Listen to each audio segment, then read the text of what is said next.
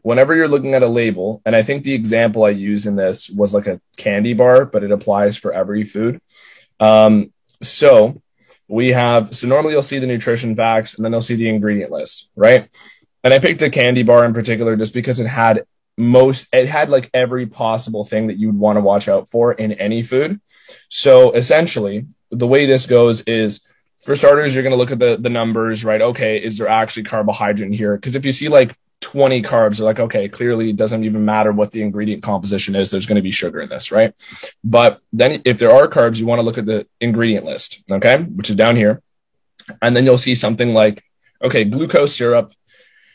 So here's the actual carbohydrate sources, like glucose syrup, wheat flour, right? Wheat gluten, barley malt, extract. Those are all carb sources. But then the bigger things in circles here are the fats and the hydrogenated fats. And those are really the bigger devil here to watch out for, because those can actually cause inflammation. Those are things that'll actually mess with skin. They'll mess with hair. They'll mess with a lot of different things, but especially for the stuff that's, I guess, more important than just the cosmetic and aesthetic side.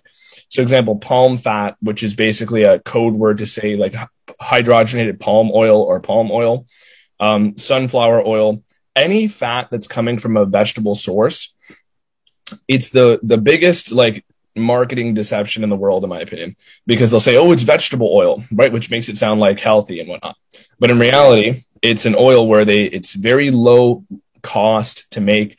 They'll get like sunflower oil. So they take these sunflower seeds and then they put it into like these giant factories and then they rinse it through a bunch of times. Sometimes they'll like, they'll have to like cure it in kerosene and all this other stuff. And basically it goes through a huge processing plant where they're processing all these different oils through so many different layers of heat and just getting it to have a huge shelf life by just burning it over and over again, essentially, is one way to put it.